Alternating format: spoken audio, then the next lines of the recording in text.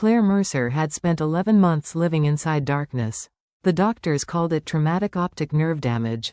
The newspapers called it a miracle when experimental surgery finally restored part of her vision. Claire called it rebirth. Slowly, Dr. Howard Bennett said as he adjusted the light above her hospital bed. "Don't force your eyes." Claire obeyed. At first she saw only pale blurs floating in a sea of white. Then shapes sharpened. Lines formed. The wrinkles around the old surgeon's eyes appeared first, followed by his tired smile. "You're there," Claire whispered, tears filling her eyes. "I can see you." Dr. Bennett laughed softly and rubbed a trembling hand across his face. "You scared us all, kid." For the first time in nearly a year, Claire saw sunlight spilling across the floor. And in that moment, she believed life had finally given her something back. She had no idea it was only preparing her for war. Blank. Blank. The taxi stopped outside the iron gates of her estate shortly after noon. Claire stepped out slowly, breathing in the cold spring air. Her fingers tightened around the dark glasses hiding her healed eyes. The house stood exactly as she remembered it, gray stone walls, trimmed hedges, tall windows reflecting the cloudy sky. Home. She unlocked the door quietly and entered. Music drifted faintly from upstairs. Claire frowned. Her daughter Emma was still at school. The cleaning service came only on Fridays. She climbed the staircase carefully. The bedroom door stood half open. Then she saw the clothes. A man's belt on the floor. A red silk dress tossed carelessly across the chair. And on the bed, her husband, Daniel, laughing with a younger woman wrapped in their sheets. The woman traced her nails down his chest and smiled. "What if your wife comes home?"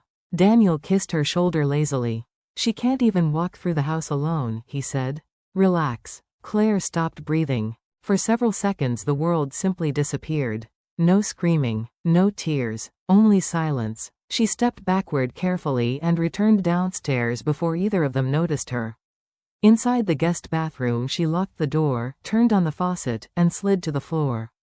Her hands shook violently. A year earlier, during a storm, Daniel had been driving too fast while arguing on the phone. Claire still remembered the headlights, the impact, and then endless darkness. During those 11 months she had learned to count steps in her own home. She had cried quietly at night, terrified she would never see Emma grow up. And while she suffered, Daniel built another life. In her house. In her bed. Claire pressed both palms against the cold tile and slowly lifted her head toward the mirror. Something changed inside her then. The frightened woman disappeared. What remained was calculation. By the time Daniel came downstairs, Claire had already put her dark glasses back on. "Claire?" he asked nervously. "You're home?" She tilted her head slightly like a blind woman searching for his voice.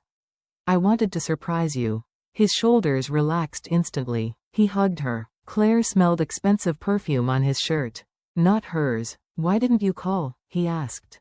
"I missed you," she answered softly. And from that moment, the performance began. 3 nights later, Claire discovered the truth was even worse than betrayal.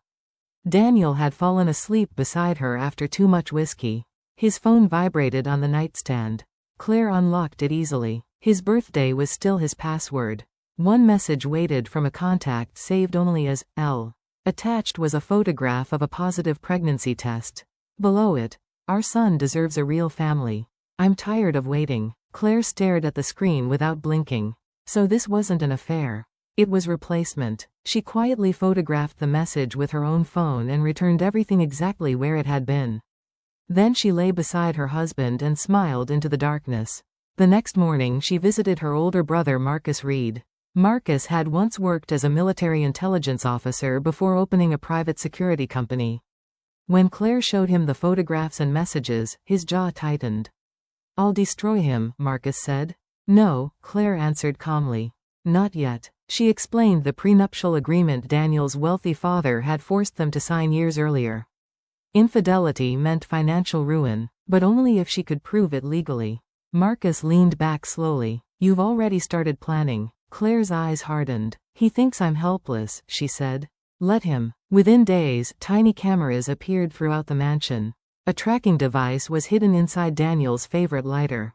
Every conversation, every lie, every betrayal, captured. Claire spent evenings pretending to stumble into furniture while secretly watching live footage on her phone. And what she heard shattered whatever love remained. One evening Daniel's mistress, Vanessa, walked through Claire's home wearing Claire's late mother's pearl necklace. "She won't need this stuff anymore," Vanessa laughed. Daniel shrugged. "Take whatever you want." Claire paused the video and closed her eyes. Still, she endured, because she was waiting for the final mistake. It arrived sooner than expected.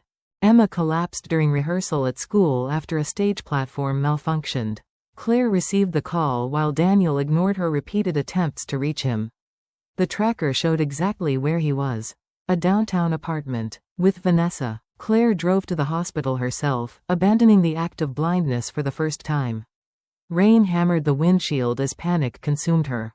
When she arrived, Emma lay pale and frightened beneath fluorescent lights. "Where's Dad?" the little girl whispered weakly. Claire swallowed the truth like poison. "He's working," she lied gently. Emma turned her face toward the wall. Claire finally understood something terrifying. Daniel wasn't merely selfish. He was willing to abandon his own daughter. That night, sitting beside Emma's hospital bed, Claire stopped being a betrayed wife. She became a mother protecting her child. And mothers were dangerous. A week later, Marcus delivered the final recording. Restaurant noise crackled softly through the speaker. Vanessa's voice came first. "I'm not raising another woman's child." Silence. Then Daniel answered, "We'll send Emma to boarding school after the divorce." Claire replayed the sentence 3 times. Not because she doubted it. Because hearing it erased the last trace of mercy inside her. Daniel filed for divorce the following Monday. He played the role of exhausted husband perfectly. "You need care I can't give anymore," he said at the kitchen table. "I'll support you financially." Claire lowered her head and pretended to cry. "What will happen to Emma and me?" Daniel softened immediately, believing he controlled the situation. "I'll transfer money," he promised. No lawyers, no fighting. Exactly what Claire wanted. Within days, Daniel illegally withdrew millions from his father's company reserve account to secure the settlement quickly. Every transaction was recorded, every phone call monitored. Marcus forwarded copies directly to Daniel's father. Then they waited. The courtroom was silent when Daniel entered. He stopped walking the moment he saw Claire. No dark glasses, no hesitation, no weakness. She stood beside her attorney wearing a charcoal suit, her posture straight and confident. Daniel's face drained of color. "You," he whispered. Claire met his eyes calmly. "Yes," she answered. "I see everything now." The recordings played one after another. The affair, the financial fraud, the conversation about abandoning Emma. Daniel tried to interrupt, but the evidence crushed him piece by piece. When the judge ruled in Claire's favor, he looked physically smaller. Broken. But the final blow waited outside. Reporters filled the courthouse entrance. Daniel's father stood at the center holding a folder of financial documents. "You stole from this company," the older man said coldly. "You betrayed your family and endangered my granddaughter." Camera flashes exploded around them. "You're fired." Daniel looked around helplessly as journalists recorded every second. His accounts were frozen by evening. Vanessa disappeared before midnight. And for the first time in his life, Daniel understood what true loneliness felt like. 2 months later, summer sunlight filled the lake house Claire had rented near the mountains. Emma ran across the wooden dock laughing with a golden retriever Marcus had gifted her. Claire sat on the porch holding a cup of coffee. Peace felt unfamiliar now, but real. Marcus stepped outside carrying fresh paint samples for the house renovation. "You thinking about the past again?" he asked.